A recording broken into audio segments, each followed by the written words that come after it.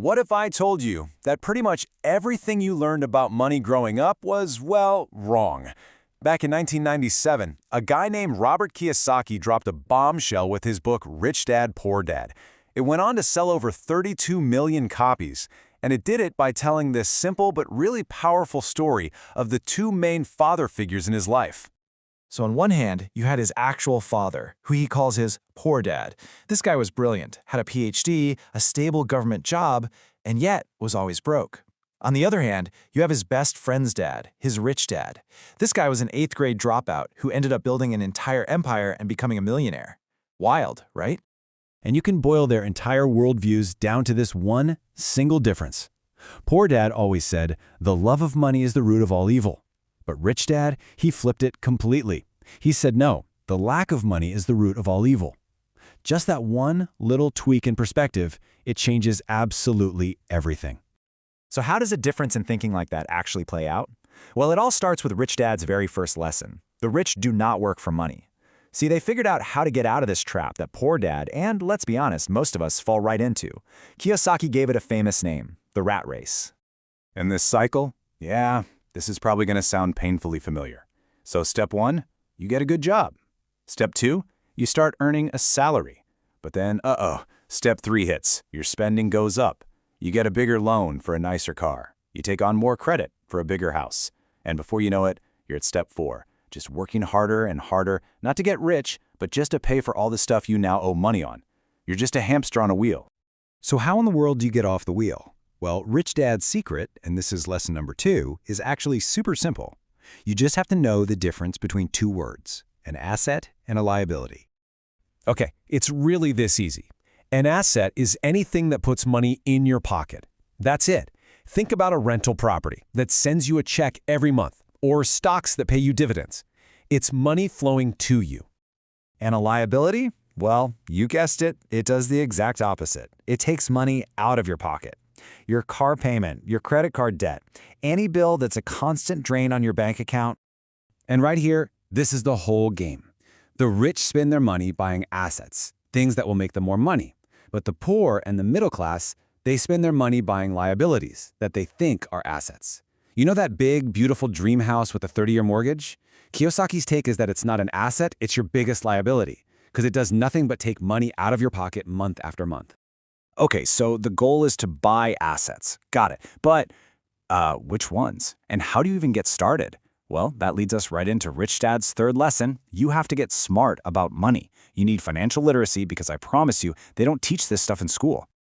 I mean, just think about it for a second. Our whole education system is basically designed to create really good employees, not smart investors.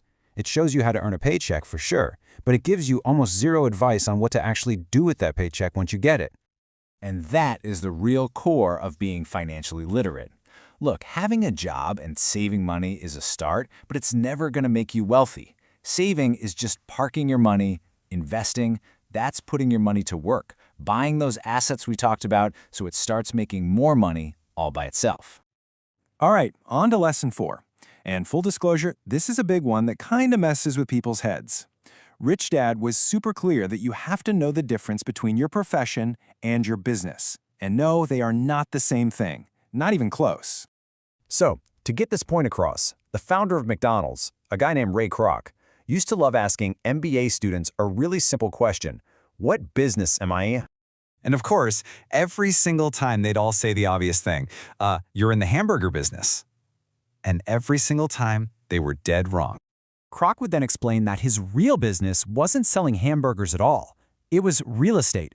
You see, McDonald's, as a corporation, owns most of the land that the restaurants are built on. The person running the McDonald's has to pay them rent, which has made McDonald's one of the biggest real estate owners on the planet. And there's the lesson. Your profession, your 9-to-5 job, that's just what you do to pay your bills. Your business, that's your asset column that you're building in your spare time. The idea isn't to quit your job. It's to use your job to fund the creation of your real business, your growing portfolio of things that make you money. Let's be real. Building a business and buying assets takes more than just a paycheck. It takes a certain kind of mindset. And that brings us to the 5th and final lesson, which, honestly, this might be the most important one of all. It's all about what's going on between your ears. So Poor Dad's go-to phrase anytime he wanted something but didn't have the cash for it was always the same: I can't afford it. And that's it. It's a statement. End of story. Conversation over. Rich Dad, on the other hand, literally banned that phrase in his house. Instead, he forced his kids to reframe it as a question. How can I afford it? See the difference? I can't is a dead end. It just shuts your brain down. But how can I? That's a starting point. It kicks your brain into gear and forces it to start looking for solutions. So let's just quickly recap the whole playbook here. 1. The rich don't work for money, they have money work for them. 2. You do that by buying assets, not liabilities. 3. You have to actually learn about money. 4. Mind your own business, which is your asset column, not your day job. And 5, the most important one, power the whole thing by training your brain to ask, how can I, instead of just giving up with, I can't. You know, when it's all said and done, the biggest lesson in this book is that getting wealthy isn't really about how big your paycheck is. It's about your mindset. It's about how you think. So I'll just leave you with Rich Dad's favorite question, but aimed at you. What assets would you start building right now, today? Just ask yourself that and see what your brain comes up with.